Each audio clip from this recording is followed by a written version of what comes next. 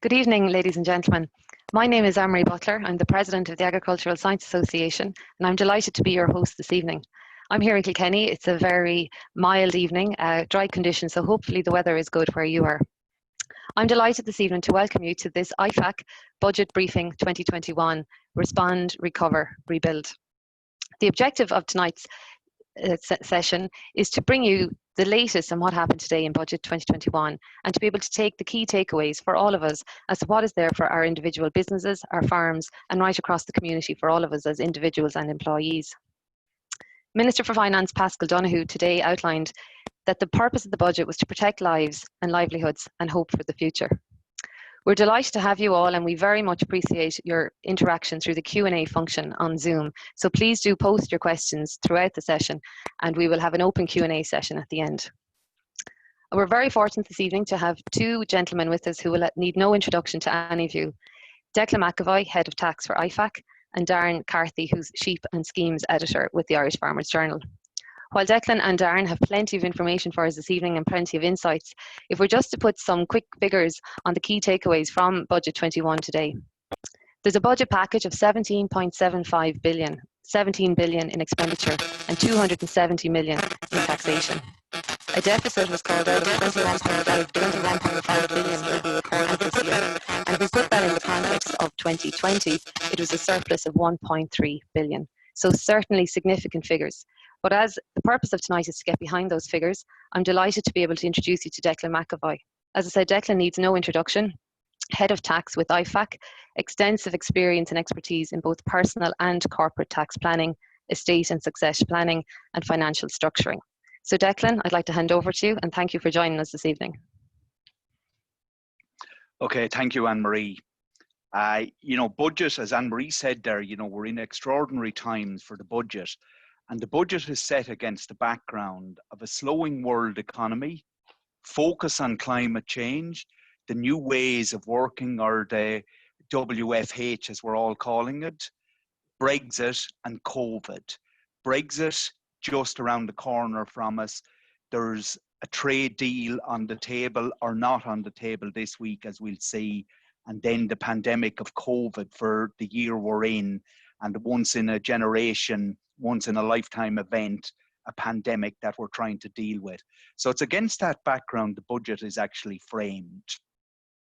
So Budget 2021, just the budget are the headline issues, but for us working in tax, we have to remember that next week on the 22nd, when the finance bill comes out, the technical tax changes are in the finance bill.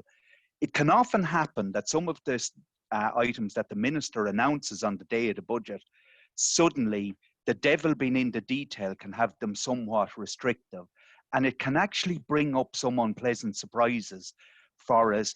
The schemes may be hard to administer, it may be too cumbersome, or just very, very restrictive. So everything that we talk about today, it must be looked at in light of what's coming in the finance bill. So looking at it, and we look at sector specific, agriculture first of all, not a bad budget overall for farming, in that if we look at it, the agri sector, consanguinity relief, which is a stamp duty relief, blood relative, 1% rate was due to end 31 December 2020. It's now extended up to 31 December 2023. A little health warning on it. In the details of the budget, they have recommended that in 2021 finance bill and act next year, that there be an upper age limit on the transferor of 67 years of age transferring to get the 1% rate. Farm consolidation relief, which has been a valuable relief, not used that much, but it's a relief that's there. So to align it with the stamp duty or the capital gains tax consolidation relief, it is extended to the end of 2022, and it will form part of a revised CAP agenda and working towards it. So at least stamp duty and consolidation relief are renewed. The one benefit of this, if you're able to sell your land and buy land nearer to you, you can avoid the taxes on it. Residential Development Stamp Duty Refund Scheme extended to 31 December 2022. And people have 2.5 years now to finish the completion of a dwelling as against 2 years. A very valuable relief that's there for those buying sites for residential development, can also form part of a succession plan dealing with other family members within a farm. And a surprise that came was an increase in the flat rate VAT addition for farmers, up from 5.4 to 5.6%. So worthwhile addition for farming. The Declan, bad news on farming, sorry. Just going to ask you there, Declan, just in relation to agriculture, and my quick scan of it, I didn't notice any specific inclusions for Brexit. Perhaps you might just comment there before we move on from agriculture. Was there any call outs there or anything that we should be aware of? The big call out on Brexit, Anne-Marie, came that he announced 340 million of a fund for Brexit, which is mainly for the administration of it. I'd say the finance bill is going to have a lot more details on Brexit, on the schemes, you know, from the tax side of it, because it's just, there's a postponed accounting that was proposed earlier in the year. It was in the Brexit omnibus bill, not announced today. Hopefully it'll be in the finance bill. Brexit was dealt with in massive detail last year. And as he said, he's doing the budget on the basis of that there's going to be a hard Brexit and not a soft Brexit. So looking then, moving on, carbon tax. So the bad news came for farming, and everyone knew this was coming, was carbon tax. Increased by €7.50 per tonne. And this increase is effective from tonight for road diesel, etc. It's not effective until the 1st of May next year, 2021, for green diesel, home heating oil and that. So the effect it will actually have, it'll add 1.5 cent a litre to road diesel and 1.937 cent a litre to green diesel. So if we look at the cost of farming, so for farmers next spring when they come to fill up their tanks, a 2,000 litre tank will cost €38 extra to fill. Farmers don't burn themselves a massive amount of green diesel, but when you look at that combined with the contractors, there's no relief yet for contractors. They have to carry the full burden of carbon tax and pass it on to farmers. Climate change, big ticket item, one of the 3 big ticket items that were announced in the budget. And good news is the accelerated capital allowances for energy efficient equipment is extended for 3 years. And an administrative change they're bringing into it, in that what they're going to do now is they're going to extend the definitions to allow, as technology develops, they don't have to keep updating definitions. VRT changes coming in. It's going to be much more expensive between VRT and NOx to import a car from the UK. There's also a move to a new European level of emissions testing. Work from home incentives are brought in and enhanced. One of the things that's clarified today, and there is to be an announcement in guidance from the revenue, is the cost of utilities and broadband for working from home will be able to be claimed as a tax deduction for people working from home who don't have employers contributing to it. And work from home is going to be one of the big strategies going forward, in that it will help congestion, it'll help the climate. Retrofit scheme for older homes, 100 million from the carbon tax income is to be ring-fenced to be put into retrofits. Motor tax, well flagged over the last couple of days. A 3rd band introduced now for new vehicles, for vehicles registered from 1 January 2021. So we are now going to have pre-2008 cars, 2008 to the end of 2020, and then from 2021 onwards. The effect is not going to be massive. The Minister said in his budget speech today that 92% of vehicles will not be affected by the change, 8% will be affected. Declan, in relation to the climate change and the overall debate, and when we look to media and we look to our obligations as a country and as a continent, and based on what you've just detailed, what's your initial reaction? Is this ambitious enough for us as a sector and as a country? To be honest, I thought there was so much talk about the green agenda and climate change. I was expecting a lot more because we've massive targets to hit, over the next 30 years. We're often accused as a country of not being ambitious enough, and I think this was a point to, push harder. The one thing I would look at is if you look at on the spending side of the budget, it was announced that there was 1,500 specific apprenticeships available for retrofitting. So if you take it, if an apprenticeship takes 3 years, we should closely look at the end of 2023, 2024 budget. Is there a rapid ratcheting up of stuff on climate change, energy efficiency, because we'll have a load of people trained at that stage. Hopefully that's the way they're going. If there's not, there's a lost opportunity, because I think people were ready for it. So looking on it then, what's new for my business? So supports announced for the SME sector, COVID-19 restriction support scheme. If your business is affected by level 3 or more, from the 13th of October to the 31st of March next year, they can get an input of cash injection from revenue, 10% up to $1 million turnover and 5% over that, capped out at 5,000 a week. So at least it's given smaller businesses a chance that are badly hit, turnover dramatically affected, and only ticking along to get back some support. Tax warehousing has been extended. It is strictly for COVID affected businesses, but now what's after happening? There's 0% interest for 12 months on any old tax and 3% thereafter. And it now includes preliminary tax for 2020 and the balance of 19 tax.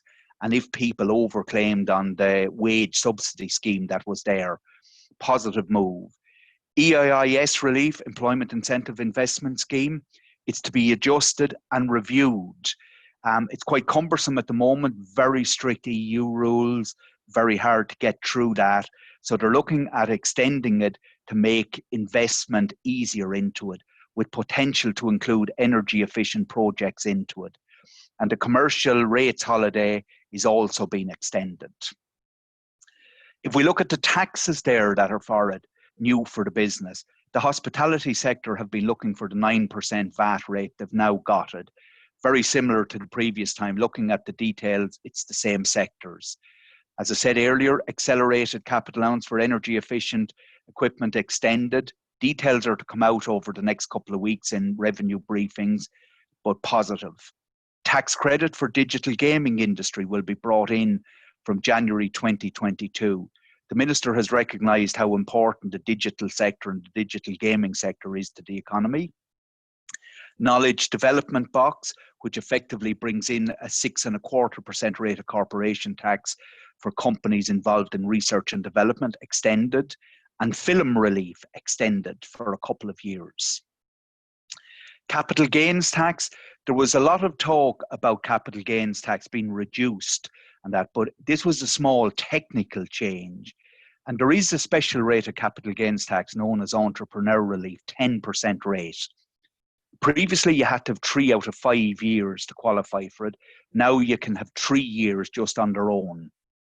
All other qualifying criteria remains the same. It's effective from January next year and is to ensure the 10% rate of tax is for someone who has worked in the business, not for passive investors. Income tax, the big thing on income tax was there was no broad changes to tax bands or credits. And effectively by doing that, it means there's somewhere between 300 and 400 million extra tax collected into the exchequer because of it. There were some small specific measures brought in. 2% USC band was increased by €203. Weekly employer PRSI band was increased by €4 to mean those on the minimum wage wouldn't get hit with a drastic hit on PRSI. Self-employed earned income credit was increased by 150 up to 1,650. So self-employed farmers and other self-employed people, they're now matching the PAYE credit. Dependent relative tax credit increases from €70 to 245. There's a remote working strategy group to be set up, to look at the employee payments. And they've announced that the employee payment of 320 a day from the employer will not be liable to BIK and the enhanced measure for tax deductions. The House Help to Buy enhancements announced in the July stimulus are now being extended up to the end of December 2021. And that's the lesser of 30,000 or 10% of the price of the house, or the amount of income tax or dirt that you've paid in the last 4 years prior to the purchase. It's the lesser of those.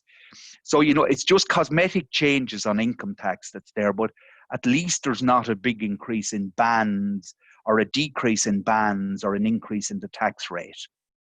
So just some other small items to take away that can be important. Under health, the reduced rate of USC, Universal Social Charge, has been retained for medical card holders.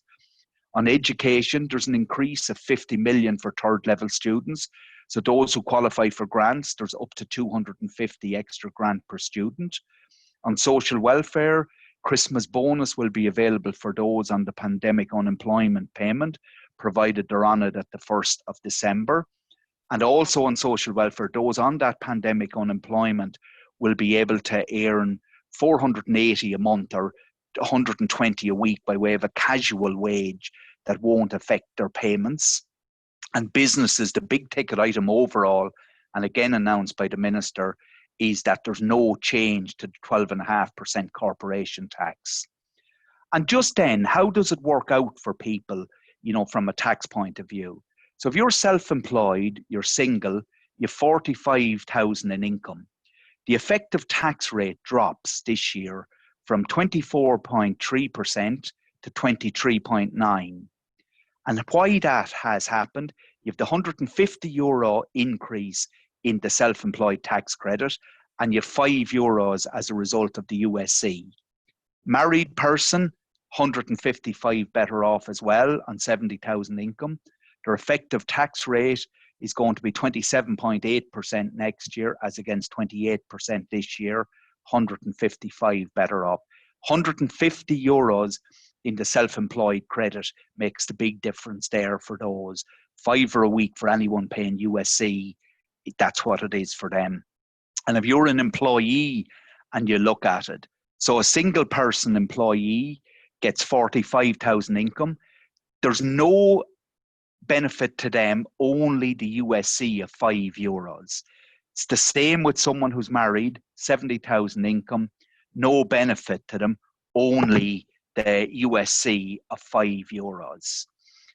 Now, and just to finish, the Minister had a very apt statement or a quote from the poet Seamus Heaney at the end that I think sums up where we are as a country and a society.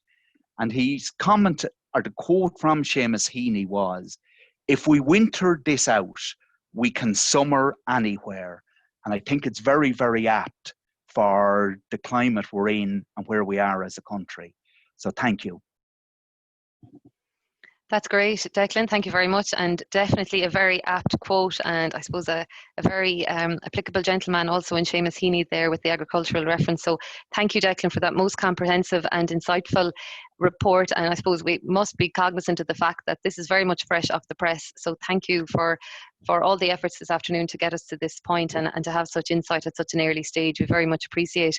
I suppose a quick question from myself, Declan, just to remind all our listeners and watchers on the Q&A function, please do post your questions up there for both Declan and Darren, who'll be coming shortly.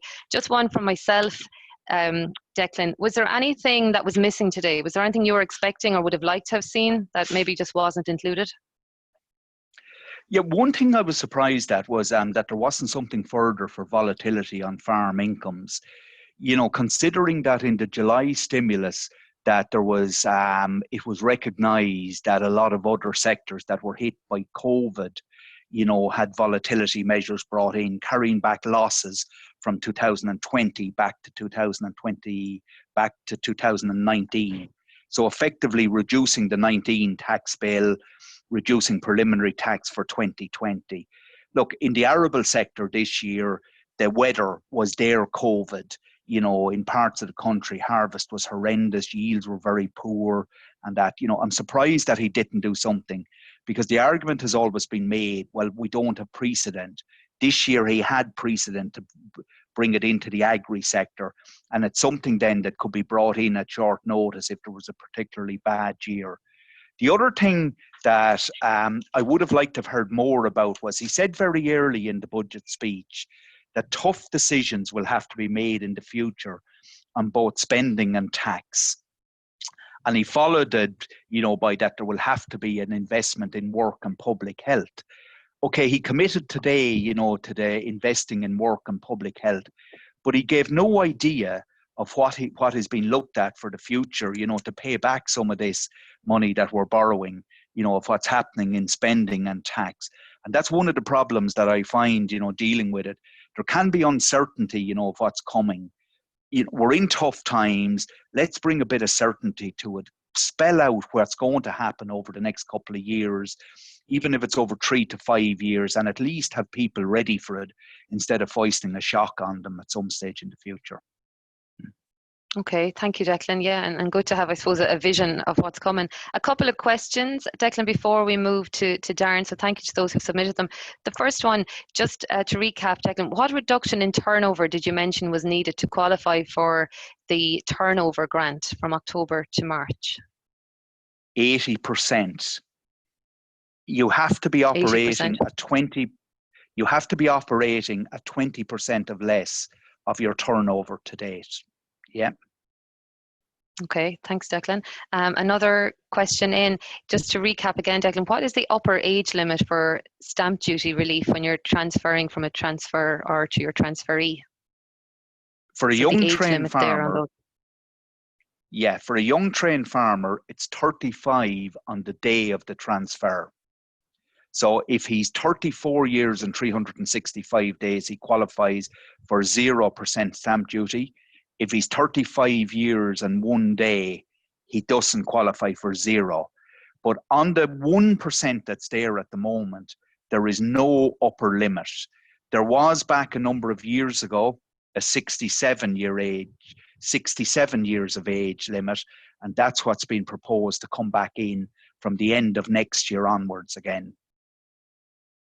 Okay, thank you, Declan. And maybe a final one for now, just for yourself, Declan, and this is one maybe Darren can keep in mind for his presentation. Is there anything in particular, Declan, for young farmers in Budget 2021? Well, for young farmers who are not educationally qualified, the 1% stamp duty, that extension, that's very, very good. Outside that, there is nothing new for them in it. Okay, well, thank you. And I suppose that's a good segue to introduce us to Darren. So Declan, there's further questions coming back into us, so we'll be back to you shortly. I'd just like to welcome Darren Carty. Darren will need no introduction to everybody on this webinar this evening. You're very welcome, Darren. This webinar, this IFAC Budget 21 webinar, is brought to you in association with the ASA and the Irish Farmers Journal, and we're delighted to have Darren with us. Darren is Sheep and Schemes Editor with the Irish Farmers Journal, specialising in technical coverage and market analysis across both sheep and beef sectors. He's very active on the home farm with sheep and sucklers, and as I said, is certainly well known to all. So thanks very much for joining us, Darren. Thanks very much, Anne-Marie. Delighted to be here to participate. So I suppose if I take it up maybe from here, Anne-Marie, it's been, Declan mentioned, it's been a fairly good budget for farmers. You'd have to agree with that from an agri-environmental side of things. And if we bring up, I have a couple of slides that I'll run through there for a minute. Maybe you're just going to look at the main changes, and also I suppose maybe why there was such a focus on what is going to change or what was going to be delivered in this budget. Minister McConalogue, in his address this evening, he said that it was, I suppose, maybe a very difficult and challenging time. Not only have you a backdrop of Brexit and COVID, but in the middle of all of that, you have a transition period from, say, the current cap, which is running from 2014 to 2020, to the new cap, which in normal circumstances would be coming into play in 2021, but now is probably going to not come into play until 2022 or 2023. It's looking like possibly we're going to see that's going to be a 2-year rollover. If we maybe move on to our first slide there, and if we just maybe, I suppose, maybe look at the figures or look at the different sectors and see Well, why is farmers, I suppose, maybe so reliant, or why is it of such interest as what way direct payments change? So budget 2021, you mentioned the headline figures, Anne-Marie. If we look at agriculture as a whole, there was an 11% increase, or 179 million in funding. So we can't, I suppose, maybe criticise that there hasn't been significantly extra funding brought into agriculture, and that brings it to 1.826 billion. If we look, I suppose, maybe at the latest data from the National Farm Survey, there at the bottom, you'll see that, look at this, all sectors, with the exception of dairying, are hugely reliant on direct payments. And by what I mean by direct payments, that your BPS, your ANC, GLAS, sheep welfare scheme, all the different schemes we can think of, they're classified as direct payments. And if we look at, I suppose, maybe have a quick look across the sectors, you can see there that over 100% of family farm income is made up from direct payments in cattle rearing, in cattle systems, cattle udder areas, say beef finishing farms and sheep farms as well. Tillage farmers, 74% of it comes from direct payments, which is still quite important. And dairying is down as 31%, but there are certain sections, I suppose, maybe of say direct payments that are critical to dairying in regards of TAMs, or in regards of, say, maybe new conversions from beef into dairying. The basic payment scheme in them sectors is important. And maybe that's, I suppose, a good point to move on to our next slide and look at this, I suppose, not to get confused with the basic payment scheme and other schemes that was, say, announced in today's funding. So the basic payment scheme is the main income source for Irish farmers, 1.179 billion paid in 2019 to 123,000 farmers. That has been pretty constant for the last few years. Yes, there has been, I suppose, maybe some fluctuations in the volume of money paid to individual farmers, but that is going to, it's an EU payment that, say, the budget today had nothing to do with, and that's going to remain the case for 2021. It'll be governed by transitional cap arrangements. And what we're, I suppose, maybe led to believe is that it possibly will run over into 2022. If we start to get into, I suppose, maybe today's schemes and what schemes were very important from today's perspective, the areas of natural constraint is probably the one that will affect the majority of farmers. So in 2019, there was 248.55 million paid to almost 100,000 farmers. That was an increase of about 30 million on previous years. What we've been told today, that will roll over to 2021. Similar funding available, and there won't, it's unlikely there's going to be any changes to the current format. And by what I mean by that, you're still going to have, say, a minimum stock and weight retention period. You're going to have your minimum of, say, keeping your animals for 7 months to be able to draw down them, say, payments. There won't be any sort of, I suppose, maybe unforeseen changes to that in this year. So we move on then to our next slide. And this is the big one, I suppose. Look, this is the one that's been on farmers' minds. We covered a rep series there in the paper for 4 weeks, along with a colleague of mine, Barry Cassidy, and it's one of the things we've received the most phone calls about and the most feedback, both from farmers, but also in the wider industry, because I suppose everybody knows this. They say what direct payments a farmer gets, or the family farm income, has a huge impact on spending, whether it be in rural economies or in the wider economy, and it keeps so many, I suppose, businesses alive. So there's a lot of talk about a new REP scheme or a REP Smart 2, whatever you want to call it. We heard, I suppose, maybe a couple of weeks ago that that wasn't going to be rolled out in 2020, that the government were going to be focusing on a glass rollover, and that is exactly what happened today. But there has been some positive developments on the REP side of things.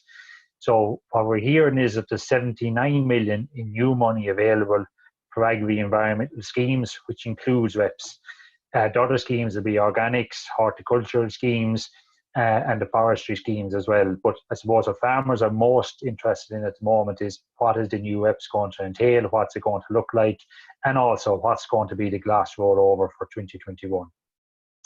What we know so far, and look at Declan mentioned in all of these things, the devil is going to be in the detail.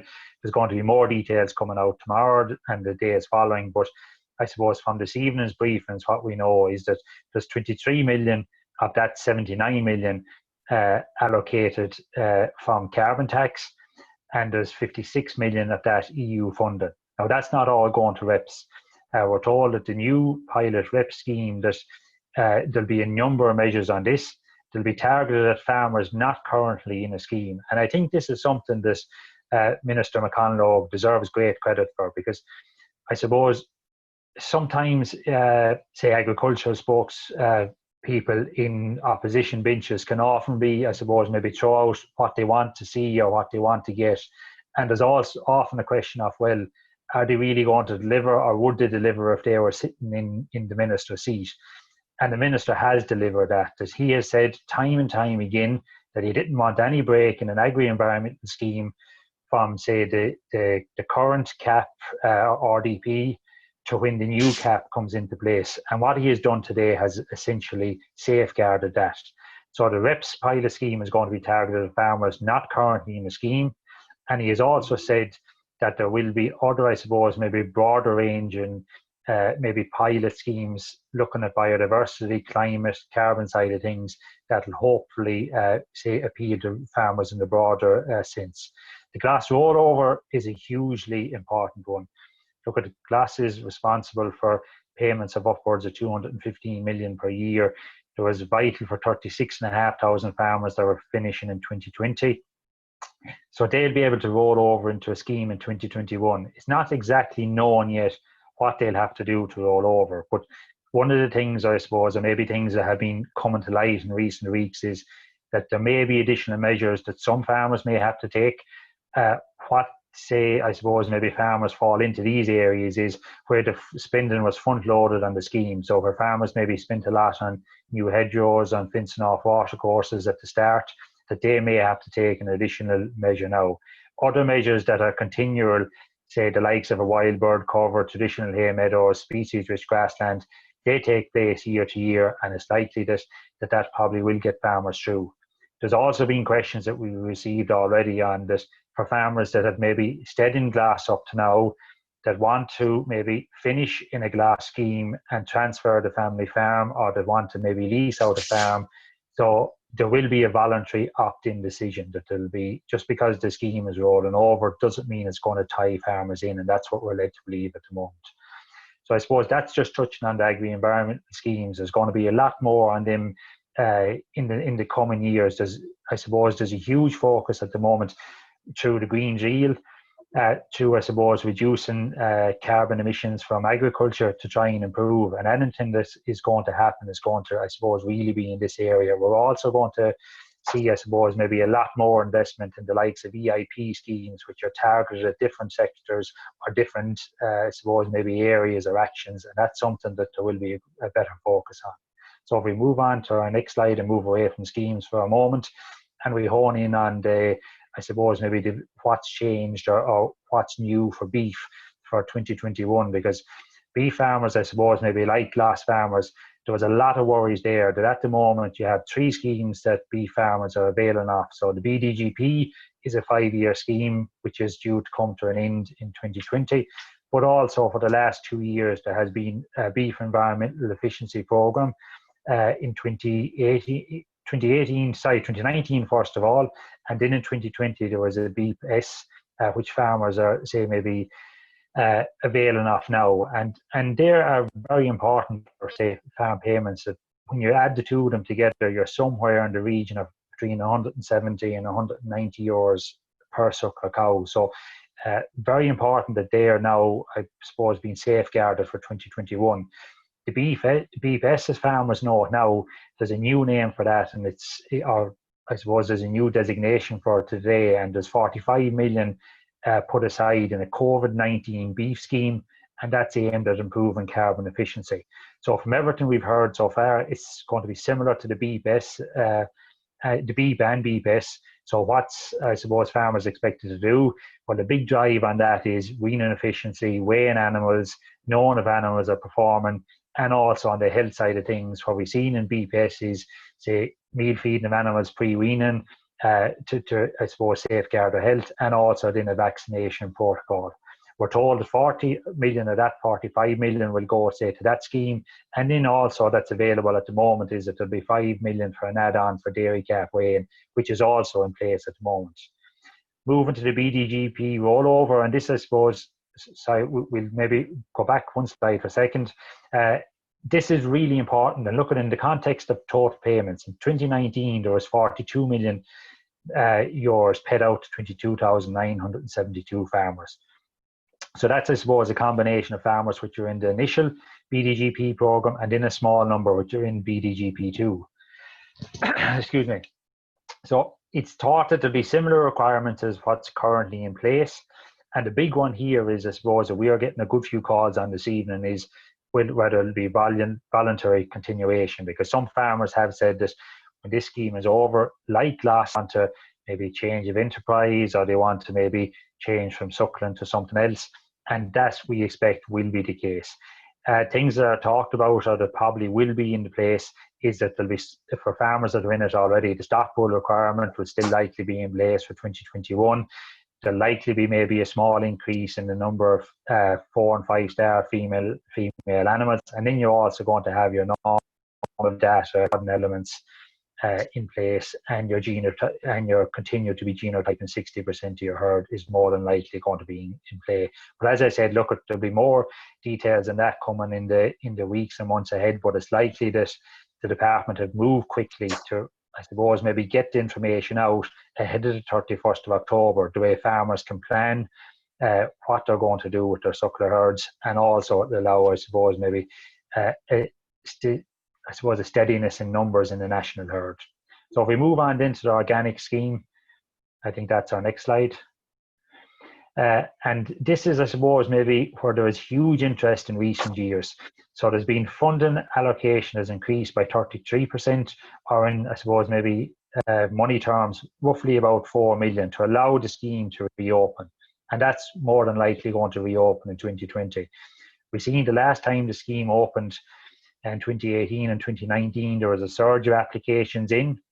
And this is all, I suppose, maybe part of a push towards an EU target of 25% of land farmed under organics, and also as part of targets for the Green Deal, which has fairly, I suppose, maybe ambitious targets. Ireland is nowhere near that 25%. The opening of this organic scheme won't bring us anywhere near that. It'll keep us roughly around 2% of, say, land farmed in organics. But it will be an important outlet, and it will allow, if you see there the table on the right hand side, that the number of participants has been steady in recent years, roughly around that 1,500 to 1,600 participants. So this hopefully will allow that to increase. It's likely, I suppose, the one thing that we do have to make note of, that we targeted as sectors with selection criteria. So the last time that the organic scheme opened, there was a flush of applications from beef and sheep farmers, and not all of them farmers got in. And why they didn't get in is that, I suppose, the department is trying to target a balance of across the different sectors. So it more than likely will be targeting an increase in dairy farmers, so they will be heavily weighted in the selection criteria, and also in tillage sectors. So that's something that, I suppose, maybe we can look forward to, that there will be an opportunity for more farmers to get involved in that. Moving on then, I suppose, from organics to our next slide. If we look at the sheep welfare scheme, and I suppose maybe Minister McConalogue, there was something in the budget for all sectors, and we're seeing that as we're looking through the schemes here. So there's 17 million being allocated for the sheep welfare scheme. As we see from 2019, that is sufficient to pay the same number of farmers. So in 2019, there was 18,594 farmers paid 16.8 million. There was a lot of calls for an increase in the EO payment up to now. I suppose, look at the department or the minister in this budget was focused on, I suppose, maintaining what has been there, but no doubt that pressure will maintain, and particularly as we go forward into, I suppose, maybe seeing what's coming down along the tracks in CAP. The sheep welfare scheme already has an annual opt-in for farmers, and that will remain unchanged, and there's possibly going to be an option and likely for new entrants. And that's not going to put any pressure on the budget, because new entrants in the case of a sheep welfare scheme for recent years has been classified as somebody that hasn't been farming sheep in recent years and has only entered the sector in the last 6 to 12 months. Looking at what farmers are likely or what they're going to do, the sheep welfare scheme is one of the schemes that does, I suppose, maybe lend itself very easy to a rollover. And it's likely that you're going to see a lot of existing measures farmers have selected will also be rolled over into 2021, and they'll be able to keep continuing with that. So I suppose if we move on then to the next slide. This is, I suppose, maybe there is some question marks whether we have a lot of clarity around the other schemes. The TAMS is one that there was a lot of concern around, particularly from dairy farmers in recent weeks. We've seen this because the current TAMS scheme with a budget of 398 million is due to close on the 31st December 2020 for new applications. Now, that doesn't mean that there won't be a TAMS scheme in place, because what is there at the moment is that from the last application that's improved, that you have 6 months if you're, say, purchasing equipment and 12 months if you're doing building works. There's no information yet as to as to whether it will be a rollover, but what the Minister has said in his briefing notes this evening is that there will be 80 million in funding for TAMS. Now, if we look at the breakdown of what TAMS funding has been in recent years, that the TAMS funding for this year was set out at 80 million. But if we also look at what has happened in the last couple of tranches, is there has been a huge, I suppose, maybe surge in applications, and the scheme is already oversubscribed. So I suppose to put that in detail is that the current tranche, tranche 19, already has almost 1,500 applications carried forward from tranche 18, and it's likely that tranche 19 in its own regard is going to be oversubscribed as well. And we're possibly also going to see, I suppose, maybe a final push as we go into the final tranche, which takes place from the 1st of November to the end of the year. So whether or not some of this 80 million is going to go towards trying to get more farmers through the current scheme, or whether, I suppose, maybe unspent funds will be apportioned back into the scheme and will look after these farmers, or whether it's going to open up a new scheme for applications in 2021 is yet to be seen, and I suppose there'll be more detail coming on that tomorrow. That's probably one of the only areas that we go and see it. There was a question, Anne-Marie, earlier about a young farmer, say what's in the scheme for young farmers. TAMS is a big one for, I suppose, maybe promoting young farmer capital and investment. I should have also mentioned when I was talking about BPS is that the National Reserve and the Young Farmer Scheme are also linked to that, and they will continue for 2021. So that's just looking at it. I just have another slide, I think, just to finish up on, so we can move on to that. And I suppose it's looking at other measures. Actually, sorry, I have 2 slides. But if we look at this one, there's I mentioned that all farms were looked after or catered for, and there's been a 10 million fund ring fence for tillage farmers. It's not known, or there's no detail yet, but I would think that this is possibly a continuation of the protein aid scheme that has taken in the region of 2 to 3 million in recent years. It's also likely that TAMS tillage will feature highly, because that is important for new technologies. And also in that 10 million, we're told that there will be some initiatives in that to promote farm safety. And I think, look, we all have to agree that is a real important one, given the level of accidents in 2019 and in the year to date in 2020. It's something that we can all make improvements. I mentioned earlier on, and I touched on the agri-environment schemes. The forestry programme is also going to be well funded, but there is funding there already for that, because planting targets are falling well short of where they are in place. So there is funding, say, from the current programme will bolster that at the moment, and we're also likely to see, I suppose, maybe different initiatives around that from the pilot schemes to try and promote more forestry. That's something, I suppose, maybe that there will be a big push on in the years ahead as we look to, I suppose, maybe balance our carbon emissions. The one thing, I suppose, that wasn't in the budget, and a very final slide, wasn't, I suppose, maybe looked at or didn't really come under the radar in recent months, because it has finished since July 2019, and that's the KT schemes. And that was, I suppose, it's worth making mention, because it was an important scheme. So it was for livestock and tillage farmers. There was 11.4 million paid to farmers in 2019. It was also important for advisors, and there was 7.47 million paid to facilitators. I mentioned, say, forestry, that there will be individual, I suppose, maybe incentives for that. The forestry KT KT scheme is ongoing, that wasn't part of the initial KT, say, knowledge transfer program, and it's likely that will continue to roll over on an annual basis in the years ahead. So I suppose maybe that gives us a rundown of the agri schemes. There was also a question about, say, what's there for farmers in Brexit, and while it's not, or there's no scheme, I suppose, maybe dominated to Brexit at the moment, there is quite a war chest of funds there. There's a 3.4 billion recovery fund that will be able to support the different sectors. And there's also almost 40 million let out for, I suppose, maybe extra Brexit costs that the Department of Agriculture will have to face up to.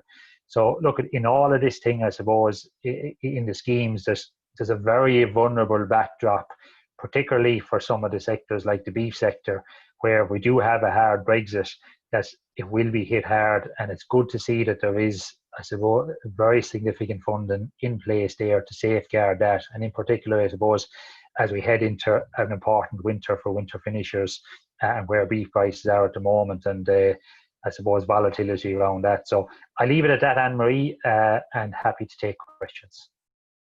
That's great. Thank you very much, Darren. As always, most insightful, very relevant, and as always, all angles covered. So thank you very much. We've lots of questions in, so I suppose we're coming mindful of time, but please do keep your questions coming in on the Q&A function. I have questions here for both Declan and Darren. I suppose, Darren, if I just stay with you for a second, I suppose if we were to summarise, noting the KT absence, all in all, I think you're quite happy with today and the announcements as we look at them this evening. Yeah, farmers would have to be happy, Anne-Marie, that I think if we get the TAMs over the line tomorrow, you will have really see every sector getting a good, I suppose, hearing in the budget. I think that's the final one for the dairy farmers. But if we see that happening, farmers have to be happy with today's budget, given everything that's going on at the moment. There's questions coming in, Darren, to be fair, and you would have alluded to it in your presentation on reps, and there's great interest in reps. Obviously, we need to wait and see the greater detail. When might we expect to see greater detail? I see some questions in relation to hen harriers and more specific measures like that. Yeah, I think that definitely, Anne-Marie, the new reps is going to build on maybe what has been learned in the EIP projects in recent years. So there's currently 24 projects, as you said. The Hen Harrier and the Burn Life program are probably the two most known and also the two best funded. But there's a huge array from upland schemes to there's a Bride project that's looking at intensive dairy farming. I think that we'll probably see a reps pilot project looking at what's working indoors and trying to get that out then to see and shape a future reps. Charlie McConlogue has been very, I suppose, direct in saying that he wants this to lay the foundation for a major new agri-environmental scheme, and I think that's what we'll see next year. I think that it'll probably be towards the latter half next year, given that there's a lot to get underway in IT and infrastructure and all that side of things. Okay, a couple of quick questions, Darren. Anything in there for funding to promote the use of renewables or the growing of renewables? Nothing say extra, Anne-Marie, specifically. That, as I say, look, the level will be in the detail. I imagine that there'll be some things in that 79 million for the agri-environmental schemes will be linked into renewables, but nothing specific as of yet. And anything on calf welfare as a specific call out here from a viewer? Yeah, nothing specific. I suppose the department, there is already talks, I suppose, maybe on if there was a future TAMS, whether you'd see the calf investment scheme that, say, the pilot scheme that was rolled out this year, whether you'd see that incorporated into it. And maybe that's something that will be seen in the 80 million in funding, that there could be some funding for that. And maybe a final one for you, Darren. There's plenty coming in, so hopefully we'll be able to get back to everyone if it's even after the webinar. Just a question there, if somebody's in organic farming and being able to enter into the new reps, that detail probably just isn't there yet, Darren. No, but it is a very important aspect, and one that needs to be sorted out in this one. I suppose there was a clause there in recent schemes where organic farmers and reps couldn't be in GLAS because it was seen to be double counting. And I think, look, there has to be enough scope in any new rep scheme or any agri-environment scheme that doesn't alienate farmers in any section, and particularly in organics, because look, you want every farmer being able to, if they're, say, committed to it, to promote climate and promote enhanced biodiversity. And obviously the TAMS is a significant one for all sectors, Darren. And to be fair, you know, I suppose we await in the morning, and I've no doubt it'll be very well covered in the Farmers Journal. Any insights as to if somebody's already taken their full allocation on TAMS, will people get to go back in again, or again, is that something that we'll see tomorrow, Darren? I think that's something that you'll probably see tomorrow. I say more of Anne-Marie, but like that is one that has been cropping up time and time again for the last few months, with a lot of calls for that money to be made available. Say the unspent funds, that we'll know a lot more in the next 3 months as of what pot of money is available there, because the way the TAMS was initially set up was farmers had near enough 3 years to do their works. So a lot of them applications will be falling due now, and we should know what unspent funds is there. But it's hard to answer that question at the moment. Yeah, no problem. I suppose a big takeaway, Darren, certainly for me, is no matter what sector you're in or where you are, it's very important to understand these schemes and know what everyone is entitled to. Yeah, definitely. Like I think, look at this schemes.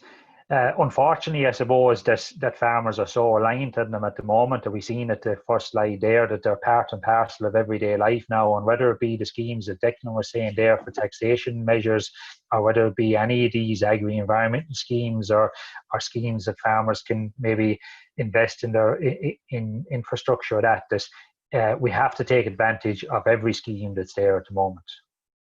Very good, thank you. Declan, I might just come back to yourself. Plenty of questions in, and plenty of positive feedback, Declan, on the details, so thank you very much. A few quick ones hopefully for you, Declan. Any changes to pension tax relief based on today's announcements? No changes announced. Okay, very good. Any change or any effect for commercial vehicles, Jeeps, due to the VRT changes that you detailed earlier on? I was just looking up that there, and the VRT changes are got to do with passenger cars and that. But in last year's budget, in budget 2020, there was changes announced on VRT and road tax got to do with commercials. So they're already in situ for what's happening, but nothing announced today. Mm-hmm. Okay. For those who are in receipt of Farm Assist, Declan, will there be a Christmas bonus for those individuals? Well, I'll just read what he said here. The Minister announced the payment of 100% Christmas bonus to all social welfare recipients this year. So yes is the answer. Okay, very good. Any change, Declan, to inheritance tax or inheritance planning as a result of today, or any takeaways for that area of planning? No changes of it now. There could be technical changes that come through next week when the finance bill comes out, but no changes in the overall level of it today. Rate remains at 33%. The main reliefs remain as is. Okay, very good. Any change, or what's the position on income averaging for 2019 and 2020? There's no change. For 2019, last year there was a change brought in, and it's got to do with off-farm income, not off-farm income, off-farm trades, and company directors were allowed to claim income averaging under farm income. So this year there's no major change announced. It's as is. Okay. I suppose a question that's come in once or twice, and again, any mention or any sight of any change in or discussions of a farm retirement scheme? Declan, any mention of that as we plan for the future also? Any mentions there? Well, I'd say Darren would be better able to answer that than me. Yeah. So Darren, if you want to comment. Yeah. I'd imagine, Anne-Marie, we're probably looking towards the next rural development plan for that. That I'd say that there's been no mention of that at the moment. The funding just doesn't seem to be there. And I'd say that any farm retirement scheme, it's definitely on their radar. But I'd say you're looking 2022 at the earliest, I'd be thinking, and it'll be more of a CAP initiative, I think. Okay, so something to keep an eye and see where discussions go. We've had one or two as well in relation to the Fair Deal initiative, and I'm mindful that there's lots of our viewers and listeners who may be already involved in the scheme. Any change to that, Declan, or was there any mention in relation to the Fair Deal, or No, mentions today in that? No mention to it. That's a legislative change that's now required. It's supposed to be in the Attorney General's office waiting for sign-off, so it wouldn't be a budgetary matter today because it's supposed to have gone through the budgetary process, but it's a legal change that's now awaited to bring the changes, but no announcement. Okay, very good. I'm mindful we've covered the vast majority of questions there. I'm also mindful of time. Before we move to final comments for myself, I suppose, Darren, if I just come to you first, any closing remarks or comments or any key takeaway for our listeners this evening? No, I think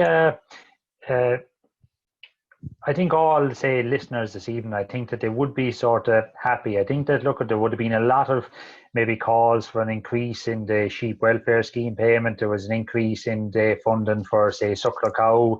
And I think there was a lot of sort of areas where if we were in a normal scenario and we didn't have Brexit hanging over our necks and now COVID, that there could be maybe cause to push for that. But I think the budget that has been delivered today, given everything that's happened, hasn't been too bad. And I think that we have to look, and I think that, say, our focus, and I suppose maybe the focus of farmers, is now on ensuring that we're well placed for Brexit, and also that we're well placed for the next CAP budget, and that all of the schemes that we see mentioned, like a pilot schemes for reps, that there is adequate funding in there for the future, that there's adequate funding to replace the BDGP scheme going forward, that there's adequate funding, say, to replace TAMS, and the schemes are well funded into the future. Thanks very much, Darren, and we look forward to reading tomorrow the latest updates. Declan, any final comments from yourself? There was lots of information presented, so any key takeaway for our viewers this evening? Well, I'd have to concur with Darren there in what he was said, that it's been good for farming considering where we are, as a country. So we've preserved a lot of the reliefs in the agri sector, which is hugely, hugely important. I would be fearful going forward that those reliefs, will come under attack because they have to get funds somewhere going forward. But for the moment, be positive on it, that it was quite good for the farming sector.